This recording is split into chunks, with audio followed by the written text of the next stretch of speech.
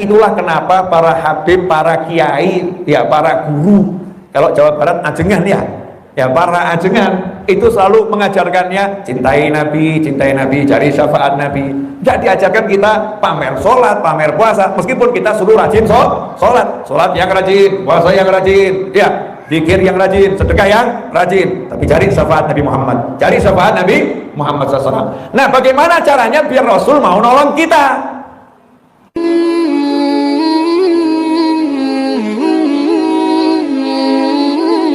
Assalamualaikum warahmatullahi wabarakatuh.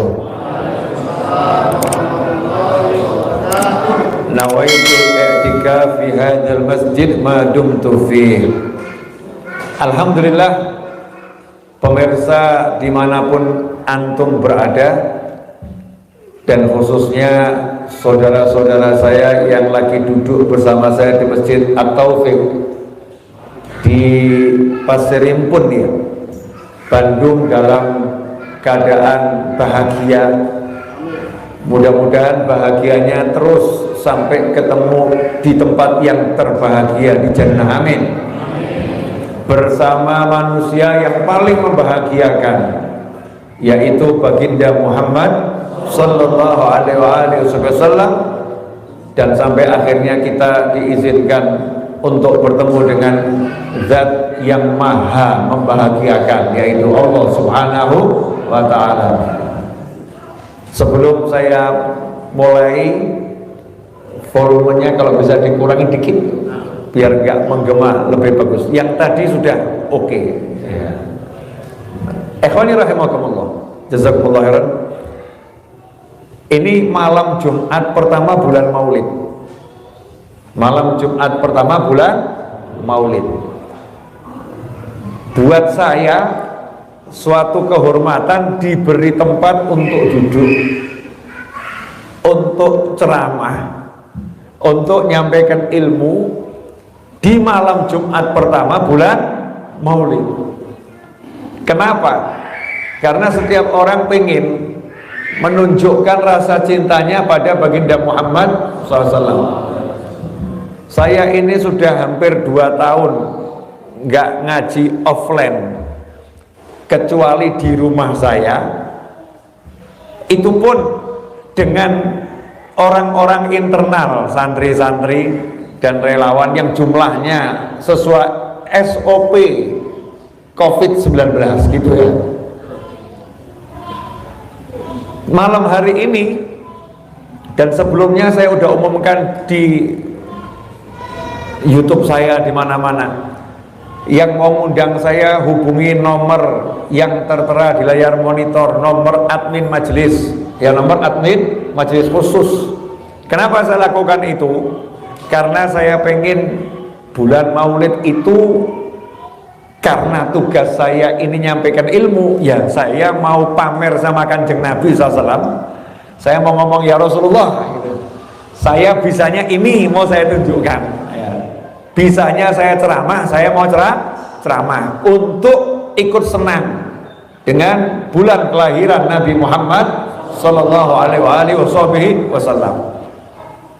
Gak ada yang buat kita itu bisa selamat kecuali syafaatnya Nabi Muhammad SAW. Gak ada. Mau Nabi, mau Rasul, ya mau Nabi, mau Rasul, itu kalau nggak dapat syafaatnya Nabi Muhammad SAW, semuanya tanda tanya. Yang ngomong gini bukan saya, mana mungkin saya berani ngomong seperti ini. Tapi yang ngomong langsung Nabi Muhammad SAW. Dalam sebuah hadis yang sangat panjang, Nabi SAW pernah duduk bersama sahabat-sahabat beliau SAW. Kemudian Rasulullah menceritakan kondisi nanti di padang mahsyar. Pemirsa, Bapak Ibu semuanya, padang mahsyar ini saya mau kasih bocorannya sedikit ya, dikit aja, nggak usah banyak-banyak, karena padang mahsyar itu nggak enak buat yang orang yang nggak enak. Kalau buat kita insya Allah enak-enak saja, amin.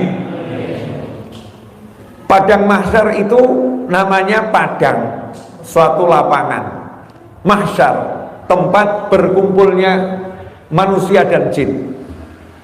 dari zaman Nabi Adam sampai nanti yang terakhir di kiamat.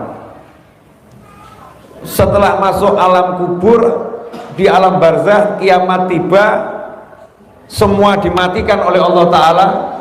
Setelah itu semua dihidupkan lagi oleh Allah Ta'ala, terus dibangkitkan, dipanggil untuk kumpul.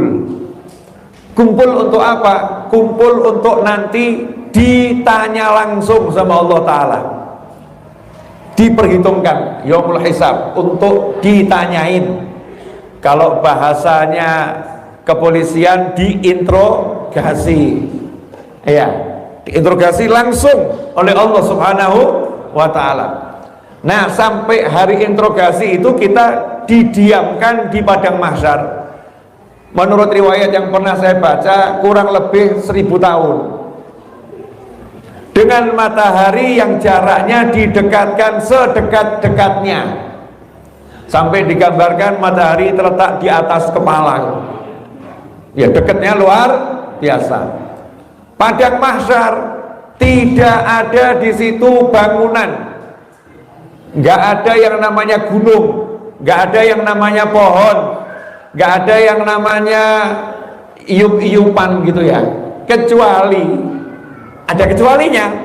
7 kelompok manusia nanti yang dapat ruang VVIP, illa dhilluh, naungannya Allah Ta'ala. Hanya saja nggak pernah dijelaskan naungannya Allah itu nanti wujudnya tanpa naungan tapi nggak kepanasan, apa ada naungannya betul. Nah, itu tidak dijelaskan, karena Allah Maha Kuasa dan Allah Maha Bisa. Nggak usah pakai bangunan tapi full AC. Kalau kita kan full AC harus tertutup semua ya. Allah Maha Bisa, walaupun tembus pandang, nggak ada penghalang tapi nggak panas. Lawang Nabi Ibrahim alaihissalam dibakar saja nggak kepanasan kok ya. Nabi Ibrahim alaihissalam itu nyata-nyata dibakar tapi tidak terasa panas. Bahkan beliau mengatakan, seumur hidup saya nggak pernah merasakan nyaman melebihi nyamannya ketika dibakar oleh Namrud.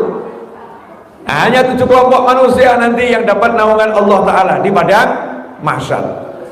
Di hari itu semua yang kafir, yang gak iman sama Allah Ta'ala, sampai minta tolong segerakan perhitungan amal dan tolong segerakan kami masuk neraka, karena menurut mereka neraka itu rasanya lebih enak daripada mahsyar. Dikiranya begitu. Dalam kondisi yang seperti itu, maka umat manusia mulai berembuk rapat kubro. Rapat kubro, seluruh umat manusia dan jin. Enaknya kita minta tolong sama siapa? Biar Allah mau segera mengakhiri mahsyar dan membuka persidangan. Bayangkan kalau ada seseorang, kamu ditahan dulu di satu tempat, sidangnya nanti saja semau saya, baru ditentukan hukumanmu. Wah, kira-kira asik atau gak asik itu?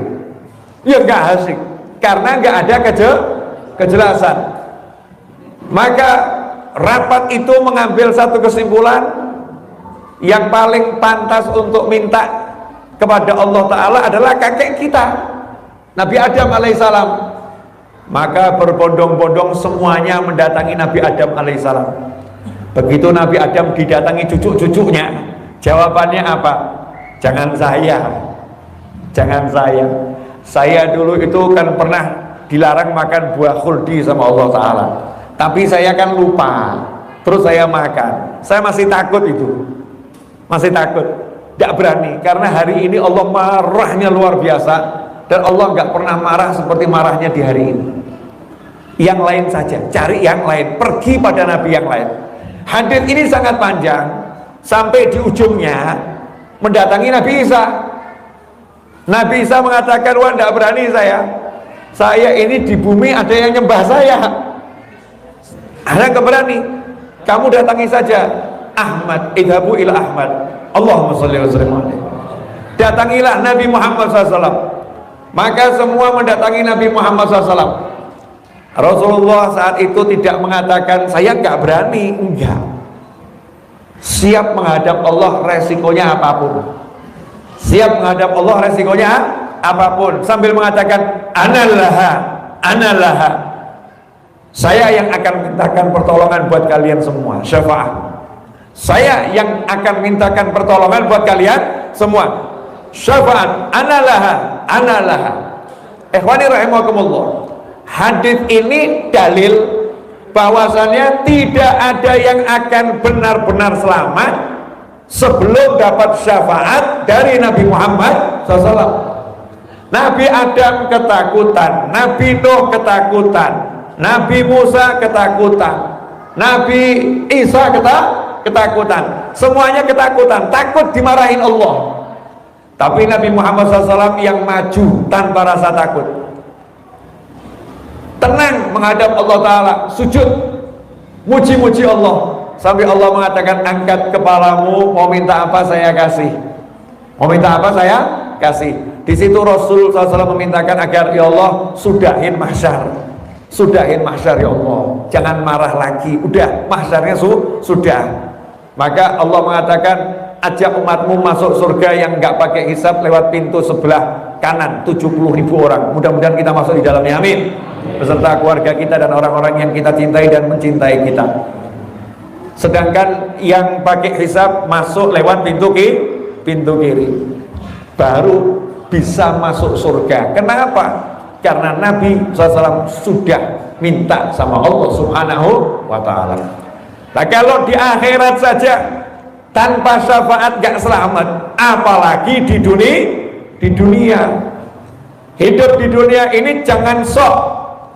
Kadang-kadang kita ini sok ahli sholat, sok ahli puasa, sok ahli baca Al-Quran, sok ahli istighfar, sok ahli zikir, sok ahli sedekah, sok ahli tahajud. Seakan-akan saya udah ahli puasa, surga tempat saya. Mengkiriin mas, kata orang Solo. Nanti dulu mas, nanti dulu. Masalahnya ini sholatmu diterima tidak, itu loh. Nah, kalau sholatmu diterima ya insya Allah jannah. Masalahnya puasamu ini diterima atau tidak.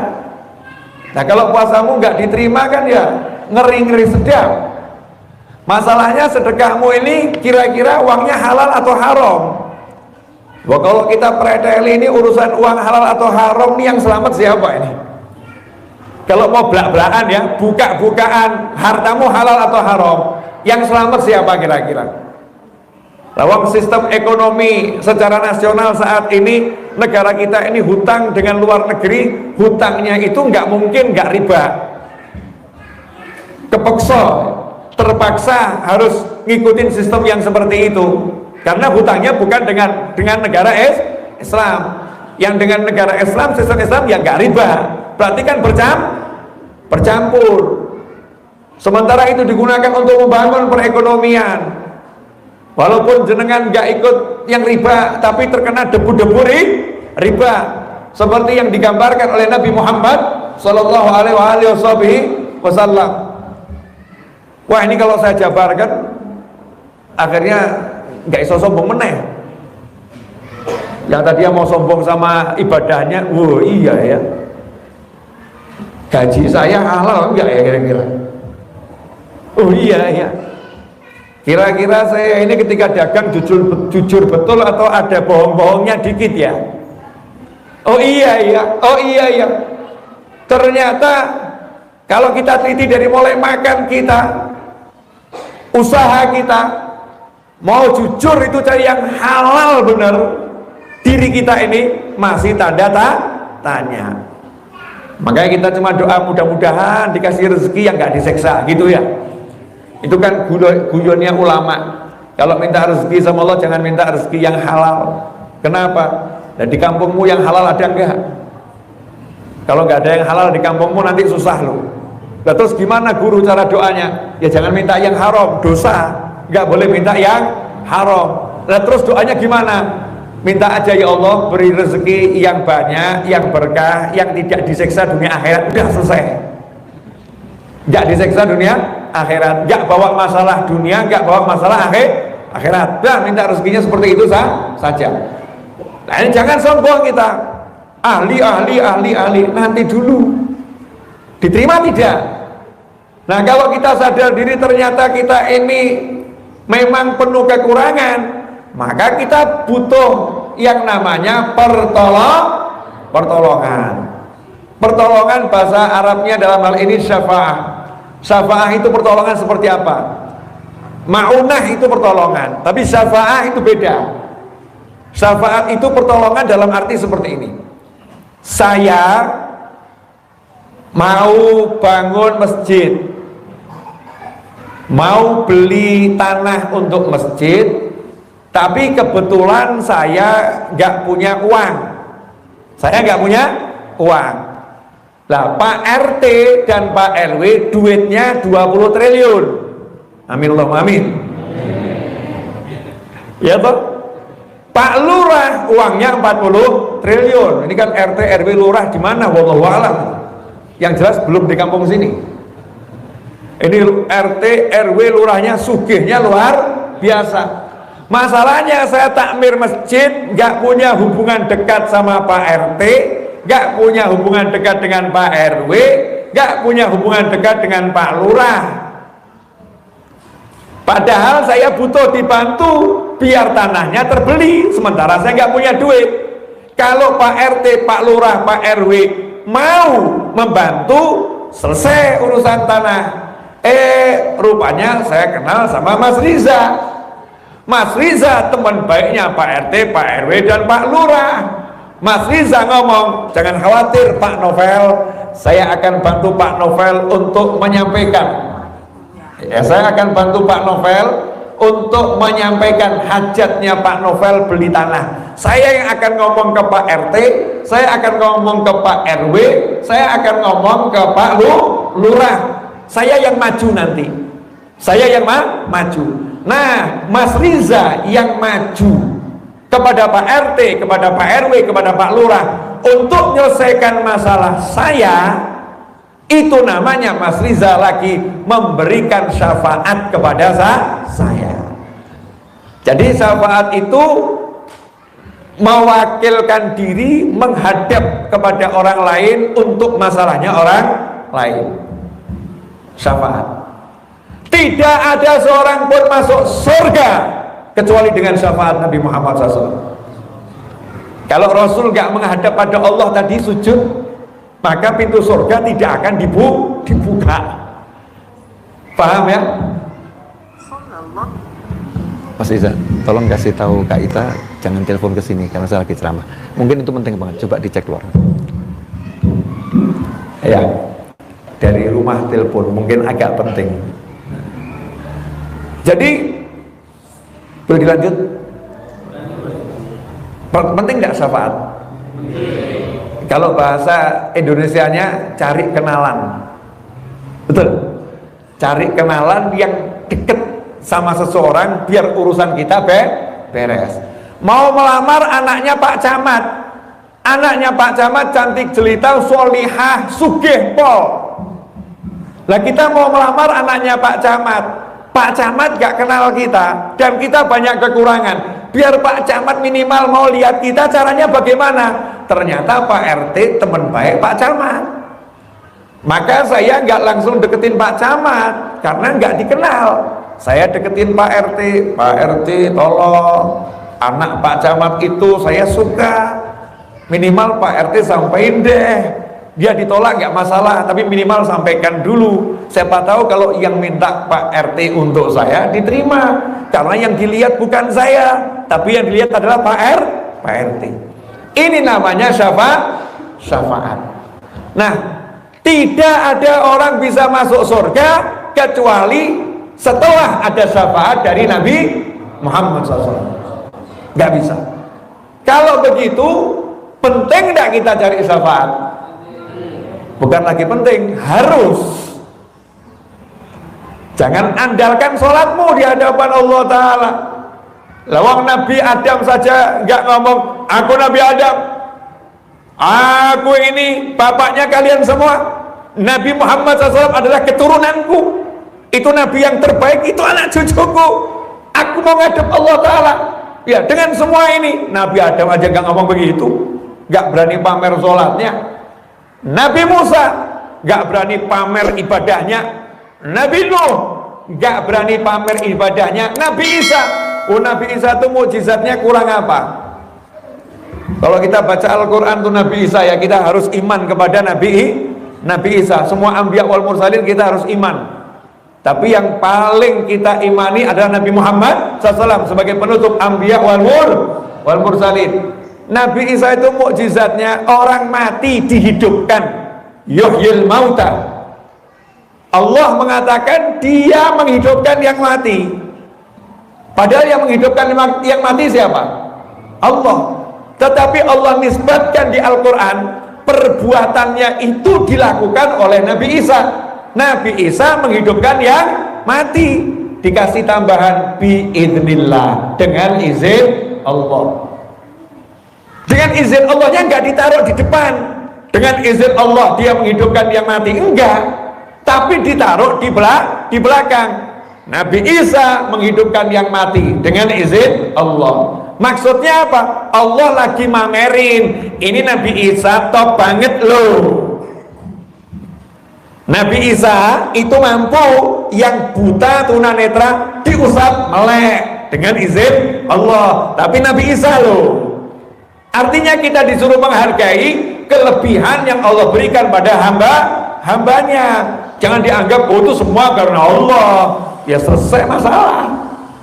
Betul, semua karena Allah, tetapi Allah milih hamba-hamba tertentu untuk menjadi kepanjangan rahmatnya Allah, kepanjangan rezekinya Allah, kepanjangan kebesarannya Allah subhanahu wa ta'ala. Nah ternyata Nabi Isa nggak pamer seperti itu, justru mengatakan aku ora wani, saya nggak berani, ya saya takut. Pergi kepada Ahmad, pergi kepada Nabi Muhammad SAW, dia yang akan memberikan syafaat. Nah ini menunjukkan bahwasannya semua orang tidak akan bisa masuk surga sebelum dapat syafaat Nabi Muhammad SAW. Makanya jangan pamer, aku begini. Jadi fokus saja cari syafaat. Dan itulah kenapa para habib, para kiai, ya para guru, kalau Jawa Barat ajengan ya para ajengan itu selalu mengajarkannya cintai Nabi, cari syafaat Nabi. Gak diajarkan kita pamer sholat, pamer puasa, meskipun kita suruh rajin sholat yang rajin, puasa yang rajin, ya zikir yang rajin, sedekah yang rajin, tapi cari syafaat Nabi Muhammad, cari syafaat Nabi Muhammad SAW. Nah bagaimana caranya biar Rasul mau nolong kita? Berarti kita harus menyenangkan Nabi Muhammad SAW. Kita harus kenalan dengan Nabi Muhammad SAW. Nah kira-kira Nabi kenal kita enggak? Nah, itu pertanyaannya. Jawabannya lah, kamu kenal Nabi enggak? Lah wong nabinya aja enggak kenal kok, mau dikenal sama nabinya SAW. Enggak pernah belajar wajah Nabi seperti apa. Ya kalau mau belajar wajah Nabi kan minimal ya deket-deket sama anak cucu Nabi. Ya karena ya minimal kan ya gennya nyambung. Minimal kan ya walaupun sepersekian puluh ribu ya rodok-rodok anak miripe gitu kan ya, ada kemiripan. Karena apa? Ya karena anak cucu Nabi SAW itu genetiknya langsung nyambung kepada Nabi Muhammad SAW. Walaupun setelah 1400 tahun kan ya masih ada bagian yang mirip, entah di bagian mana. Mau dapat syafaat Nabi SAW, mau dikenal sama Nabi, tapi kalau nggak mau deket-deket sama cucu Nabi, ya aneh. Saya ambil ilustrasi, contoh. Saya tinggal di Solo. Kebetulan saya punya teman namanya Mas Riza di Pasir Impun di Bandung. Kalau ada orang Bandung datang ke Solo, saya nanya, Bandungnya di mana? Dekat Sukamiskin, Habib. Oh, Sukamiskin itu bukan suka miskin ya. Jangan salah, menurut riwayat konon itu kampung suka parfum mesik parfum, suka mesik, suka wewangian. Nah, karena lidah kita ini agak aneh jadi suka miskin. Menurut riwayat begitu. Ya kita boleh berbeda pendapat ya. Masa aneh suka miskin, suka mesik, suka yang wangi wangi. Mungkin antum orang suka miskin juga gak paham. Nah ini versi Habib Novel. Ya versi Habib Novel. Karena saya suka yang enak enak, yang baik-baik. Dari mana suka miskin Habib? Deket sama Pasir Impun. Oh deket. Oh di situ ada teman saya, namanya Mas Riza. Pasti saya nanya, kenal enggak sama Mas Riza? Oh di situ ada misalnya ya cucu saya. Kalau ternyata orang tadi ngomong itu cucu Habib yang namanya Fulan, iya itu cucu Habib ya. Oh saya biasa main bersama dia. Oh pasti jamuan saya beda. Kami ya, masuk ke dalam. Kenapa? Koncone putuku, temannya cucuku, betul ya? Saya akan berikan perhatian lah lebih. Kenapa? Ini temannya cucu saya, ini temannya teman saya. Saya akan perhatian lebih. Tapi kalau cuma ngomong dari mana? Dari Bandung. Oh ya, mudah-mudahan nanti perjalanannya baik, mudah-mudahan selamat sampai di rumah. Dah, makasih ya. Saya mau lanjutkan kerjaan. Kan gitu. Kenapa? Tidak ada kedekatan. Ya saya terima dengan baik, tapi nggak dekat. Tapi nggak dekat. Nah bagaimana caranya biar bisa dekat? Harus cari jalan. Bagaimana caranya bisa dekat? Oh, orang dekatnya dia, aku akan dekati orang dekatnya. Lah bagaimana dengan Nabi Muhammad SAW biar dekat? Salah satu cara diantaranya adalah, salah satu cara ya, dari sekian banyak cara adalah sholawat pada Nabi Muhammad SAW. Kenapa? Karena sholawat itu direct ya, hubungan langsung. Ya hubungan langsung. Saya kirim pesan WhatsApp ke antum, klik, itu kan masih nunggu dibuka dan nunggu dijawab, betul? Nggak langsung nyampe belum tentu, tergantung yang dikirimi ada sinyal atau tidak. Yang ngirim juga tergantung sinyalnya bagus atau tidak. Sinyalnya bagus dua-dua, tergantung WhatsApp-nya lagi down atau tidak. Kalau WhatsApp-nya secara nasional error, ya nggak akan nyampe, kan begitu. Tapi kalau kepada Nabi Muhammad SAW itu langsung cus, langsung nyampe dan langsung dibalas. Kalau anda beli di semacam apa itu ya, Tokopedia, Shopee dan lain sebagainya itu ya, kalau lagi chat, kita ngechat barang ready atau tidak, langsung ada jawaban otomatis. Selamat datang di toko bla bla bla bla bla bla bla bla bla bla. Toko buka sampai bla bla bla. Langsung di WhatsApp bisnis, kalau sinyalnya bagus, klik langsung ada jawaban. Ya, selamat datang kepada Anda semua di WhatsApp bisnis saya. Bla bla bla bla bla bla bla. Kan seperti itu. Ada jawaban langsung. Lah kalau baru Tokopedia, Shopee dan kawan-kawannya bisa punya sistem menjawab langsung, tapi itu robot. Itu robot. Lantas bagaimana dengan sistemnya Allah SWT, yang Allah bukan siapkan robot, tapi Allah siapkan malaikat khusus. Saking mulianya sholawat ini, sholawat tidak boleh dibawa robot. Sholawat langsung dibawa oleh malaikat. Malaikat itu yang menyampaikan langsung kepada Nabi Muhammad SAW. Ya Rasulullah, baru saja Fulan, anaknya Fulan, sholawat dan salam kepadamu wahai Rasul. Malaikatnya kok tahu? Lah kalau saya kirim pesan WhatsApp kan jenengan ke antum, sementara nomor saya udah disimpan di situ, kan langsung muncul, betul ya? Muncul namanya. Nah ini malaikat dikasih Allah Ta'ala dalam hadis satu daftar, ya satu daftar database semua nama makhluk ila yaumil qiyamah. Jadi tidak ada satupun yang sholawat dan salam kecuali langsung namanya muncul. Fulan bin Fulan Pasir Impun, muncul itu, muncul dan langsung disampaikan, ini yang namanya Fulan bin Fulan, Rasulullah sholawat dan salam sama kamu. Allahumma sholli alaihi. Maka saat itulah Rasul menjawab, untuknya juga sholawat dan salam. Jawaban Rasul ini langsung, gak diwakilkan siapapun. Jawaban Rasul langsung, gak diwakilkan siapapun. Dari tempatnya Nabi berada SAW langsung sampai ke kita. Lah kalau satu hari kita laporannya 1000 kali, kira-kira Nabi kenal gak ya? Ya Rasulullah Fulan bin Fulan, ya Rasulullah Fulan bin Fulan, ya Rasulullah Fulan bin Fulan. Terus malaikat laporan terus. Jangan kamu pikir pakai kepalamu, apa Nabi gak bingung ya? Ngaco kamu. Lawang WhatsApp saja gak bingung kok, gak error. Nabi Muhammad SAW ini di alam barzah sana akan ditunjukkan sama Allah Ta'ala kehebatan beliau yang luar biasa, kemampuannya yang luar biasa, menampung semua informasi dalam hitungan detik itu mampu. Kalau kita kan harus satu-satu. Sebentar ya, kamu diam dulu, silakan kamu bicara. Itu kita. Kadang orang satu ngomong aja kita nggak paham. Maksudnya apa? Maksudnya apa? Berkali-kali kita nanya. Apalagi diajak ngomong orang 10 buyeng, itu kita. Nabi Muhammad SAW, beliau itu mampu menerima miliaran manusia yang berbicara kepadanya dalam hitungan detik, dan mencerna semuanya dan menjawab semuanya secara bersamaan. Oh, coba pikir gimana ya? Oh, enggak tekan kepala kita ini. Oh, teknologi langit, ciptaannya Allah Subhanahu wa Ta'ala. Allah yang menciptakan. Baru di dunia saja hati kita ini kita lihat seperti apa hati manusia ini, seperti apa otaknya manusia. Ini loh tangan nih, ini bisa gerak-gerak begini, ini seperti apa nih? Bismillah, ini tidak mudah loh. Tangan bergerak begini tidak mudah ini. Teknologinya bagaimana ini? Satu perintah bisa menggerakkan semua ini biiznillah. Seperti apa itu? Ini baru yang jasad. Nanti bagaimana dengan ruh? Bagaimana dengan ruh? Di alam barzah sana, lebih lagi di alamnya ruh. Maka ruh semakin menjadi jadi.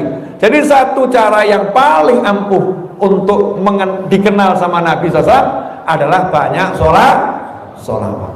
Dengan banyak sholawat, nama kita sudah terdaftar. Namanya terdaftar. Terus nabinya ngomong SAW, di antara kalian semua yang paling dekat dengan aku kelak di hari kiamat adalah yang paling banyak sholawat. Jadi yang paling banyak sholawat itu yang paling dekat. Berarti kalau kita pengen dekat dengan Nabi SAW, satu-satunya cara yang paling ampuh adalah banyak sholawat. Yang kedua, yang akhlaknya paling mulia. Orang yang banyak sholawat, akhlaknya pasti mulia. Ada yang ngomong, Habib, itu tetangga saya ahlinya sholawatan, tapi bejat. Ya kamu kan lihatnya sekarang. Hidup ini kan gak diukur dari sekarang. Hidup ini diukur nanti akhirnya. Akhirnya bagaimana? Sekarang ini banyak orang-orang jahat tapi hidupnya nikmat.